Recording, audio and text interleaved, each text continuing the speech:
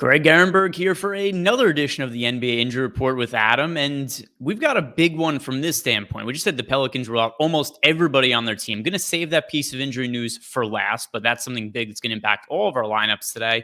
Other than that, we've got the usual run of injuries. Like the video, subscribe to the YouTube channel, and leave a comment if you have any questions about anything we talk about, or if anybody gets added or taken off the injury report later on in the day. But starting with the information we do know, Gordon Hayward is questionable to play. He's been a player with a pretty long injury history, but he's stayed pretty healthy this year. Adam, what happens to the Hornets if Hayward's not able to play tonight?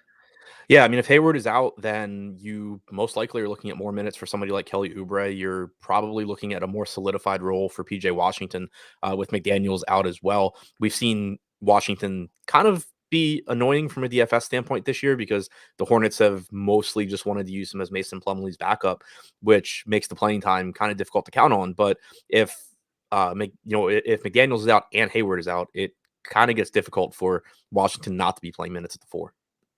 The next situation here is the inverse of what we usually talk about. Typically, we're talking about players who are questionable, players who are out. But Anthony Davis is coming back from an extended layoff, and this is going to have an impact on Russell Westbrook. It's going to have an impact on LeBron James. So I think it's still worth talking about Anthony Davis because of how big of a name he is and how much production he brings to the table. So for AD's first game back, how much do you expect him to play, and how does that impact guys like LeBron and Westbrook? I don't have a good feel for how much he plays. I kind of assume he's playing like 30 minutes or so. That's just sort of my generic guess when guys like Davis come back because I don't think teams are really inclined to bring them back to play them like 15 minutes. I think typically teams err towards them being in some sort of shape to come back. So I think that it's likely he's limited, but not drastically. Maybe we saw with Zach LaVine last night, like we saw CJ McCollum when he first came back, where Kemba when he first came back. So you just see them, sort of get in that 30-minute, 32-minute range. That's pretty much what I'm expecting for Davis. Yeah, and then do you think this makes guys like LeBron and Westbrook look much less viable, or is it a situation where you don't like them that much for the slate anyway? It makes them look less viable for sure, I think. I mean, Westbrook already is an issue, but now we've seen enough games this year. Like Westbrook is the one that really takes a backseat when both Davis and LeBron are active. But even LeBron, he's averaged 1.6 DraftKings points per minute without Davis this season. In the games where Davis has been in, he's averaged 1.27. I think to some extent, maybe you can point to LeBron was banged up earlier in the year when Davis was healthy. So maybe that rate's a little bit lower than it would be. But even since the start of last year, and this doesn't account for Westbrook, but even since the start of last year, LeBron has averaged 1.4 DraftKings points per minute in the games he's played with Davis. So at basically a best case scenario, I think you're talking about losing like 0.2 of a point per minute. And next, let's talk about the Sacramento Kings, De'Aaron Fox. He's listed as questionable. He's been dealing with some ankle soreness. Then we've also got Damian Jones is questionable, and Chimezie Metu was downgraded to doubtful like 3 minutes ago. That was something that happened just as we were starting this show. So first, what happens if De'Aaron Fox is out? And then is there any real value to be had in the front court if there is no Metu or Jones tonight? So if Metu is out, I think it becomes kind of interesting for Marvin Bagley. The Kings are sort of a weird team where a lot of the time their rotation isn't what I think a lot of people would do. And it seems like people sort of have not gotten the message that the Kings don't coach the way that they think they should. So it kind of seems like people have struggled with their front court rotation at times this year. Typically with a couple of games, accepted, the minutes at the four have been going to Bagley and Metu. You haven't been getting a lot of those guys at center. So when you take somebody like Metu out, it does open the door for Bagley to play more. You also, potentially could just get Barnes playing more at the four and Hield playing more or whatever. And I think that Metu being out probably helps to solidify Terrence Davis's minutes as well, whether Fox is in or out. I don't think Davis is playing mid-30s if Fox is in, but I think that he's still in the rotation, whereas I kind of thought he would get kicked back out of the rotation if Metu was back tonight. But I think that Bagley likely has a path to more minutes here. And then with Fox, Halliburton looks pretty good if Fox sits. I mean, you're just going to get more ball handling responsibilities. Halliburton's got a 39% assist percentage without De'Aaron Fox on the floor this year. So it's a situation where, looking at their DraftKings pricing, if Fox is in, I'm pretty interested in him at 7,300. If he's out, I'm really interested in Halliburton at 7,400.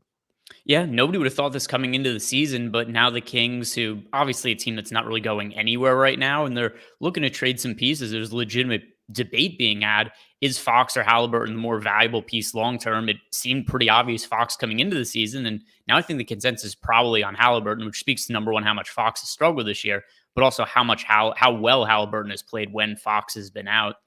The NBA Injury Report, it is sponsored by Yahoo Daily Fantasy Sports. If you guys have not signed up for Yahoo, you could use the link in the description box below to head on over to Yahoo. And if you sign up using that link in the description box, once you sign up, make a deposit, enter a contest, you get 1 free month of Awesemo Plus Platinum. A couple more injuries to hit on here. And of course, the biggest news for last, which is everybody being out for the Pelicans. But for now, a little bit of a lesser injury, which is Patrick Beverley is listed as questionable. Played a much bigger role so far this year for the Minnesota Timberwolves, and I really think any of us could have anticipated. If Beverley is out, how does it impact the rest of the guys in Minnesota? If Beverley is out, I think that for one, it's an uptick for D'Angelo Russell in terms of assist percentage. We've seen Beverley be a surprisingly productive fantasy option this year, and a big reason is that he's done a really good job as a facilitator. You see Russell do a bit more of that if he's out, but also it opens the door for potentially more minutes for Jalen Noel, who is someone where he doesn't need to play a ton of minutes at his salary to be a decent value option because he chucks up shots when he's out there. And if those shots are falling, he can take more minutes at the end of the game. So, for example, last game, Noel played 22 and a half minutes off the bench without Beverley. I think it's likely you would get similar playing time here. And given the value that's available on the Pelicans, I don't know that that would necessarily push Noel toward the top of the list or anything, but it would certainly give him tournament upside. All right, now let's hit on the biggest news of the entire day from a DFS standpoint, which is everybody out for the New Orleans Pelicans. Jonas Valanciunas, Devontae Graham, Trey Murphy, Brandon Ingram, Josh Hart have all been ruled out for today. Essentially what's become a punt game for the New Orleans Pelicans, kind of what the Indiana Pacers did last week against the Golden State Warriors. Of course, the Pacers ended up winning that game improbably against Golden State. They closed like a 16.5-point favorite. That aside, this is going to be a similar situation from a value standpoint. Adam, I think everybody here is in play, but who are the guys that are the highest priorities from the Pelicans? Yeah, I think everybody's in play as well. Nickeil Alexander-Walker is the first guy that I think stands out. He's still only $3,700. He's actually played 234 minutes without Valanciunas or Ingram on the floor this year. He has a 30.9% usage rate over that time. Now he's only averaged 0.82 DraftKings points per minute because he's managed to have a 39% true shooting percentage, which is absolutely awful. But the opportunities are no doubt going to be there for him. And even if he averages 0.8 fantasy points per minute at 3,700, he's going to look pretty good. Jose Alvarado has been a plus, has averaged more than a fantasy point per minute this year. There's plenty of minutes available for him now.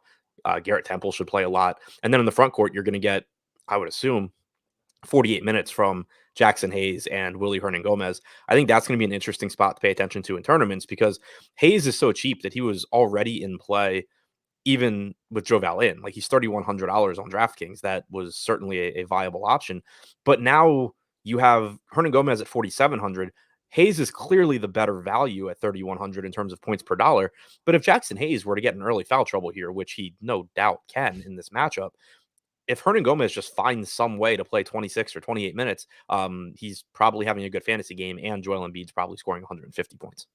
Which Joel Embiid is likely going to do anyway, based on his usage rate being some like 42% over the last month. But definitely, we're going to want to load up on those New Orleans Pelicans players. Like this video, subscribe to the YouTube channel. Later on in the day, we should have a better feel for who's starting for the Pelicans. We'll know that when Adam's on the deeper dive and I'm on live before lock. So check out all that content later. Good luck tonight, guys.